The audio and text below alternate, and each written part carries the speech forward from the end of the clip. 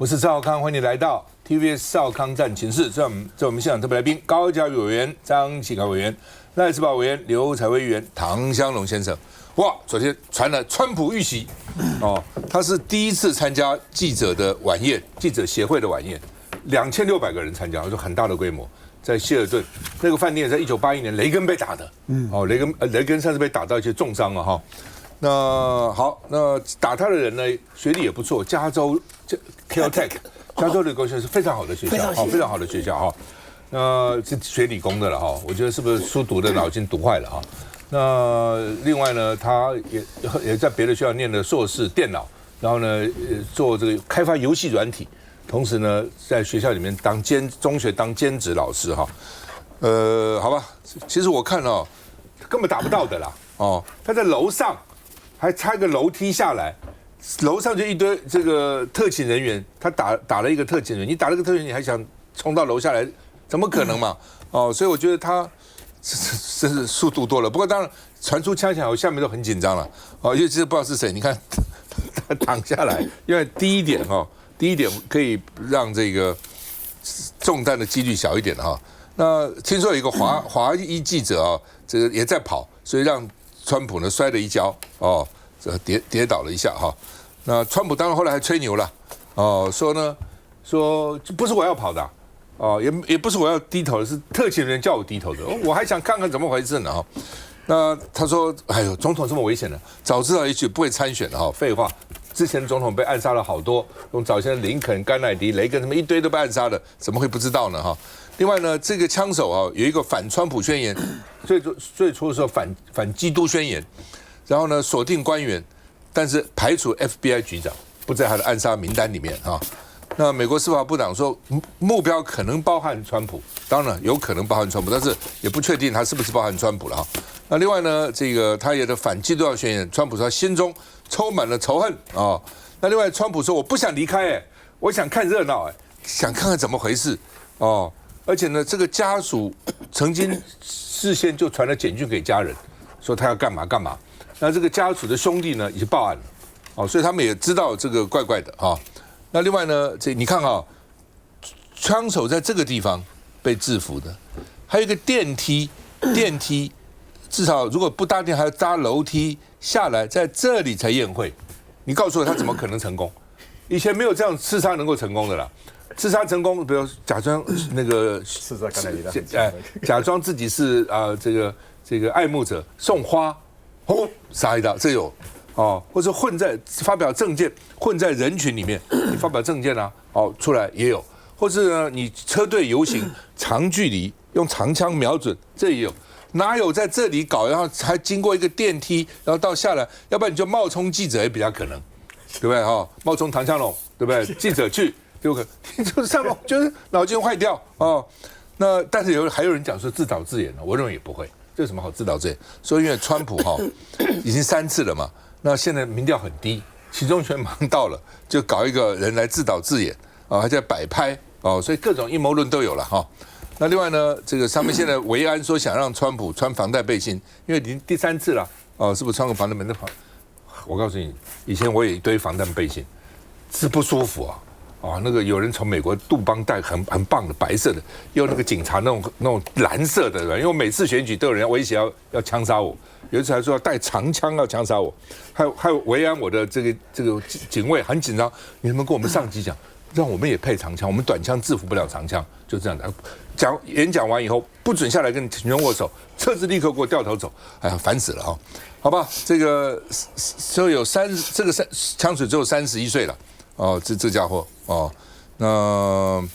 另外呢，这个说还好他有防弹背心那另外呢说，现在有一个红的这个沙拉的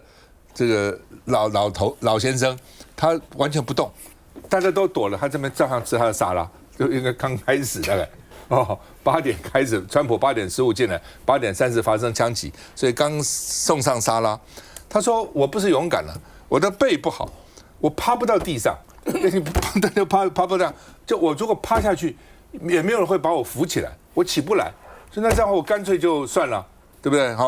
所以呢，这个他说我也不愿意再希尔顿的脏兮兮地板上，我穿着新的燕尾服，我干嘛趴那个地上呢？所以一直在吃哦，一直在吃，所以现在被叫做沙拉男，很有名，大家都躺在地上的。那上次有没有一个那个极右派网红被枪杀？他的太太呢？他太太自己也去，他太太躲在床，他以为完了，因为那个先生被杀的那个阴影又回来了。我们看一下，白宫记者晚宴发生枪击当下。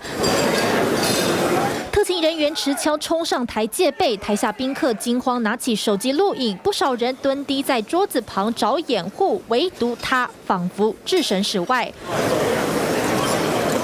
白发男子插起一口沙拉，吃得津津有味，不慌不忙，像在看一出戏。这段淡定反应画面迅速在网络上爆红。混乱现场，还有记者尽忠职守，紧急趴地，气喘吁吁，人不忘及时报道。美国 CBS 和英国天空新闻记者也躲在桌子底下转播当时情况。逃出会场的美联社记者也立刻在大街上自拍影片连线。Right now, I'm outside of the hotel. There's a lot of law enforcement presence here. Lots of police vehicles, helicopters overhead. 晚宴被迫中断，这群记者还要赶场前往白宫参加川普记者会。一场惊魂夜过后，俄罗斯电视台称这起枪击是企图暗杀川普。欧盟主席范德赖恩发文替全员平安感到欣慰。אין מקום לאלימות, לא נגד מנהיגים פוליטיים ולא נגד אף אחד. 日本首相高市早苗和韩国总统李在明等多国领导人也都发文谴责这起暴力行动。另外，英国首相施凯尔也致电川普关切，确保英王查尔斯本周访美行程将如期举行。虽然记者报道这种什么枪杀啦，这种很多事，但是记者本身亲身经历的就不多了。香龙，如果你在现场怎样，你会怎样？现场当然赶快做记录。其实有很多的记者是 qualified，他们当天虽然受邀的宾客，但听到枪声，他们并不是躲，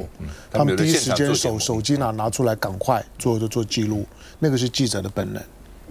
那这个枪手，反正大致上背景大家都知道了，他受了教育是不错的。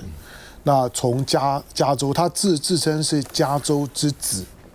好像说他对加州的价值观有很高的认同。然后到了华盛顿，从他所留下来的文字内容来看，他应该是前一天晚上就已经住到了希尔顿，住了1-2天好像。对，他是在希尔顿里面，所以他其实从刚刚主持人所描述那情况，我觉得他太急了。他如果不是在宴会要开始没开始前就动手，如果他等宴会到一半，大家酒酣耳热，那个场合一定喝酒，外面都酒水。如果说呢，到一半的时候呢，包括特勤的警戒也松懈的时候，那个时候他得手的机会是很大的。那他的宣言的内容呢，我看了，他是要杀川普，他同时也准备要殉道。这些呢，在他的宣言里面呢都已经讲了。他写了1000多字的宣言。他的宣言里面呢有提到，他说我的意图是单一的，我已经按照等级分好了，排在最顶端的那个人是这个国家腐朽的核心的源头。为了清除这份的腐肉，我对于所附带的伤害呢毫无悔意，我要终结这位国王，这是他讲的。然后后面呢，有关安保那些呢，我们就不谈。他后面的部分，他说我不愿意再仅仅透过呢看新闻的这些观察，就让这些暴行，包括恋童癖、系统性的强奸，以及呢对于共和国的叛国式的出卖，来玷污我的双手。你们称我为怪物，但其实那只是针对呢晚期癌症的免疫反应。暴君呢必将死亡，这不只是一句口号，而是呢生物学上的必然。然后最后呢，他说，如果你读到我这些文字，那希尔顿里的空气已经改变了，不要为我哭泣，我只是那件祭品，历史终究会证明我的清白。好，这个是呢这个枪手，当然最后他没有死，他不只是要杀川普，而且他要制造最大的杀伤力。他选的弹头呢叫做 buckshot ，buckshot 呢是陆弹，陆弹跟一般的就是说一颗子弹一个弹头的那种的子弹不一样。陆弹呢是平常呢就是老美呢老外呢在打猎的时候要杀大型的像是大麋鹿啊这种的大型的猎物的时候所用的那种多弹头的散弹枪，所以呢他打出去的时候呢就一个洞，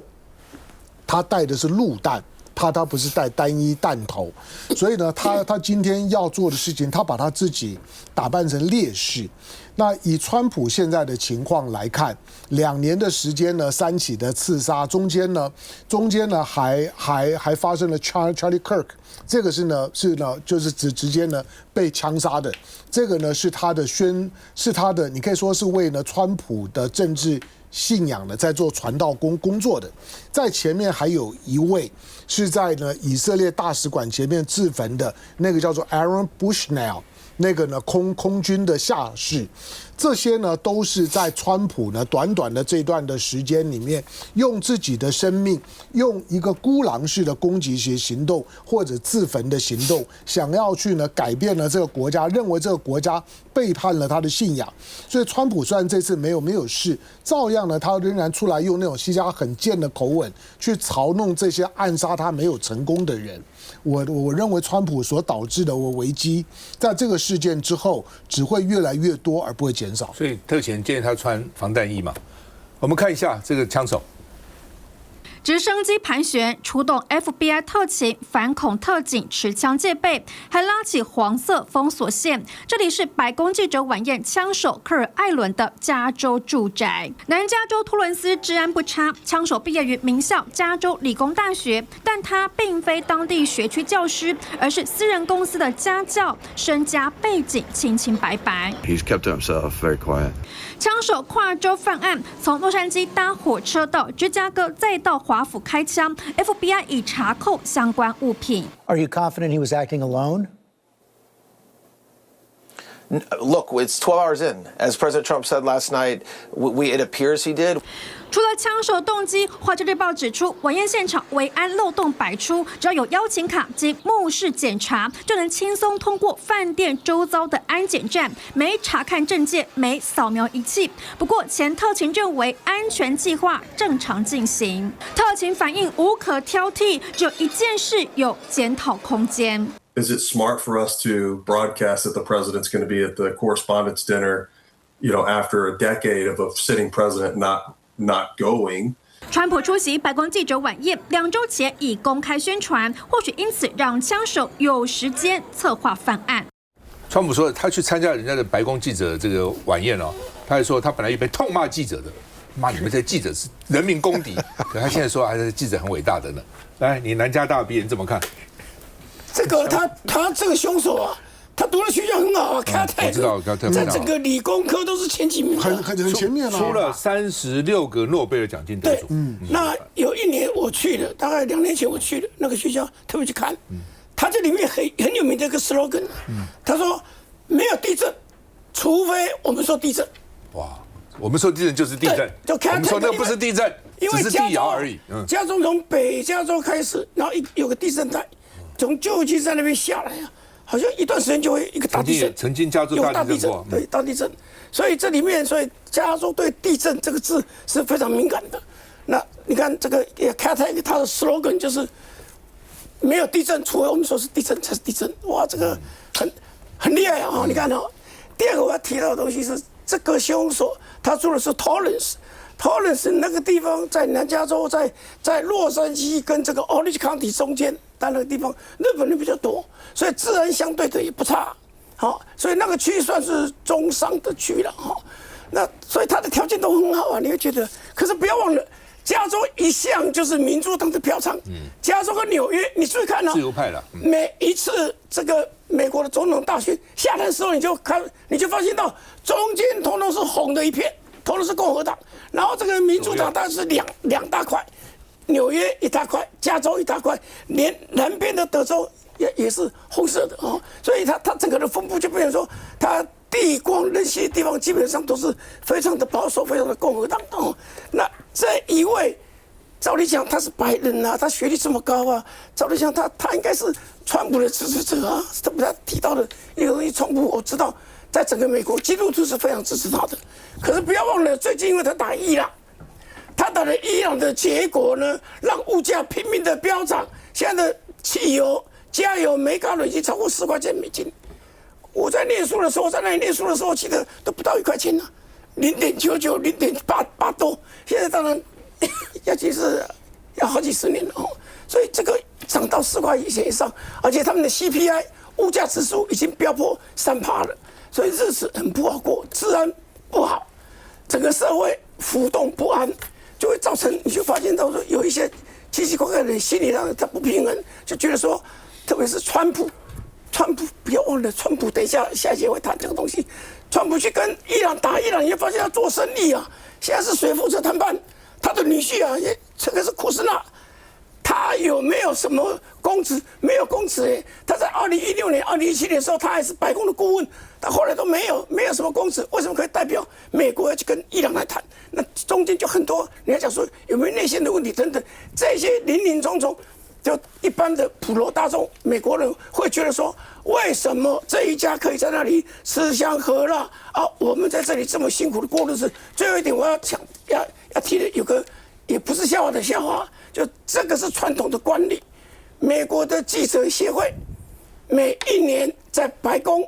里面会举办一个好像是年度的一次，然后会邀请总统去，他是惯例，他不是说一定要，可是他惯例。然后在惯例里面，惯例就是美国总统要讲个笑话。那上一次奥巴马去的当总统的时候，那时候一个贵宾就是一定是名人嘛，名流商人，他是用地产的。一个大亨，这个房地产大亨去的，这个奥巴马就消遣了，说今天最大的我要讲个笑话，就川普要选美国总统，那是2011年的时候，他就选了。后来在2012年这个农布拉输掉以后，也共和党提名人输掉以后，他宣布他要选，因为那时候他有一部剧很红，叫做《谁是接班人》。那一部剧非常红，那一部是 NBA 一定要看的，就是念企管硕士几乎都一定要看的。谁是接班人？川普拍那一部剧啊，就拍得很好，然后很多的人都看，全世界都在看那一部剧。所以之后，所以就人家就觉得笑话说，哇，这是最大的笑话，说川普要选美国总统，果然他后来选了，又当选。川普是节目主持人 ，You are fired， 你被 fired， 那节目是这样。续下再回来。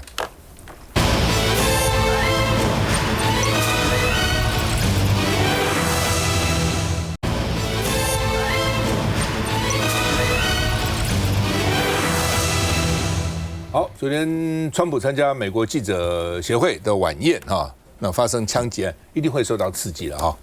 那后来说要美国人要和平解决分歧，我知道你们有很多分歧，对不对？但是呢，要大家和平，但是就算要枪杀我，也无阻碍我赢得伊朗战争。伊朗但废话已经打到一半了，怎么办呢？头洗一半了。现在和谈到底和不和谈未明。哦，原来说伊朗派了外交部长去。又跟巴基斯坦谈了，又走了。那川普呢？本来副总统去又不去了，反正现在搞来搞去，在搞什么？川普说，只有伊朗不有核子武器，或者没有浓缩铀才能谈，其他不要谈。哦，但是呢，伊朗现在有新方案，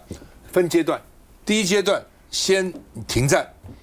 哦，第二阶段先处理荷姆兹海峡，荷姆兹海峡这个处理完毕，再谈。核子的核浓缩铀的问题哦，那美国同不同意现在也不知道哦。那川普说好了，欢迎了，至少他打电话了啊，表示愿意谈。那伊朗外长说我要先跟普丁讨论，所以伊朗外长去了这个巴基斯坦，现在又飞莫斯科跟普丁讨论，跟普丁讨论什么？因为他有不少东西是普丁给的哦，武器啊等等可能普丁给的，所以要跟普丁谈一谈啊。那另外呢，俄罗斯官员说伊朗是不吃美国这个态度的，强硬有什么用？所以呢，美国应该停止施压。哇，俄罗斯现在出来帮伊朗讲话啊。那另外呢，伊朗说，伊朗产的石油现在出不去，所以呢，它的管线3天里面就可能会爆炸，有这个风险。管线爆炸以后，它有再多有没有用？运不出去。哦，好，以色列现在有状况发生，政治东西真的一天瞬息万变。2个前总理，右翼前总理贝内特跟中间派前总理拉皮德2个要联手起来。要干掉纳坦雅胡，纳坦雅胡是第7任哦，连任以色列总理第7任哦。不过他最近因为有案子，同时又好像又宣布他得了这个前列腺癌之前他就说，他住院这么快死了，说没有，现在还传出来说，他说我当时不讲是因为打仗，所以没有告诉大家照理讲，一个总理的身体状况应该让他的民众知道了那前2个总理联手组一个叫团结党，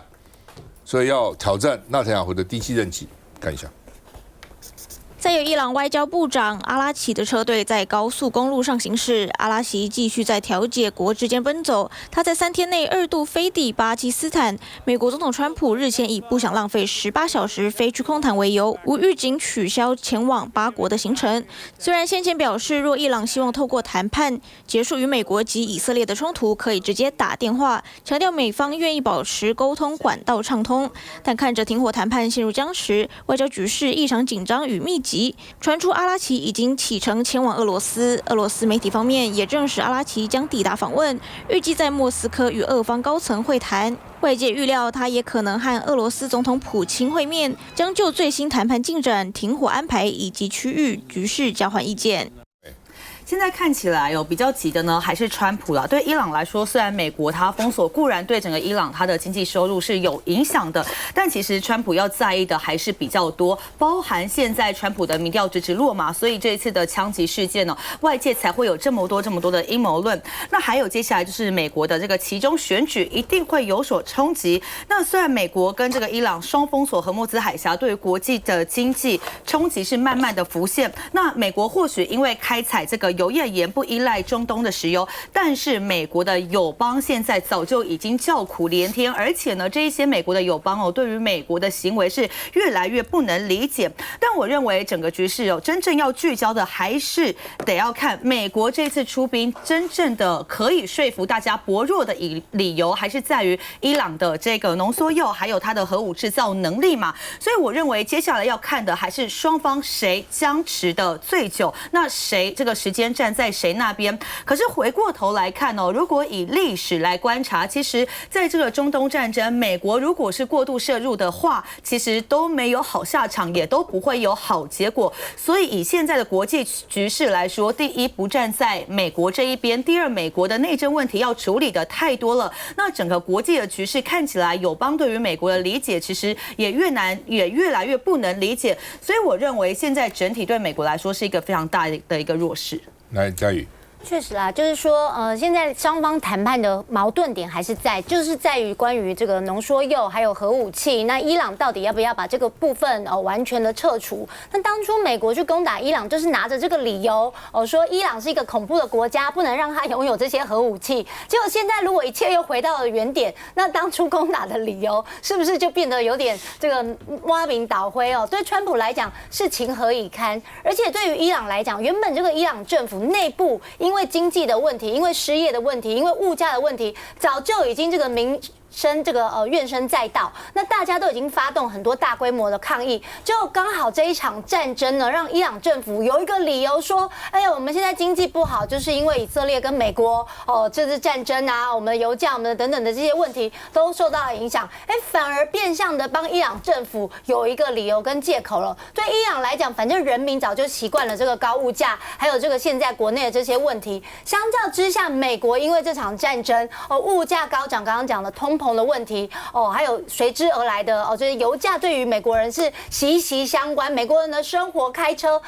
所有的这个食衣住行交通都跟油价是完全相关，所以这一次的这个打击对于美国的人民的生活是影响更大的。所以对于川普来讲，当然刚刚讲除了选举的问题人民的压力，还有你看他连续出席这个晚宴都受到这样子的枪击，也就是人民对于川普的不满其实是一直在升高，那是在民主国家来讲当然会造成很大的压力。所以川普当然希望赶快结束这场战争，可是又拉不下脸，关于核武器的问题，伊朗始终不愿意退让，现在说我先开荷姆兹海峡，核武器我们之后再谈。那这个不就是让川普觉得说对内无法说服，然后又造成这么大的这个物价还有国内经济的问题，如何能够服众呢？所以我觉得这个歹戏拖棚看下去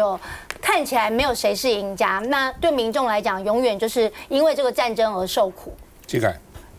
川普现在正陷在这个伊朗这个泥淖里面拔不出来，他一直在找这个下台阶，看起来伊朗也不给他了。从这次一连串这个谈判，伊朗看起来态度是越来越硬了。川普以为说，之前他区区下风是什么？伊朗把荷姆斯封锁之后，他那个油轮啊，自己允许他就可以出去，所以他钱就赚进来嘛。特别从中国那边赚了非常多的这个钱。那现在川普想到是说，好，那你封锁，我把你封锁起来，你就没办法赚到这笔钱。可是他没有想到，他国内的状况更糟了，不是只有其中选举、通膨跟石油价格这个会迫使这个川普大祸了结，他在谈判过程里面可能是要让步的。另外，刚才讲这个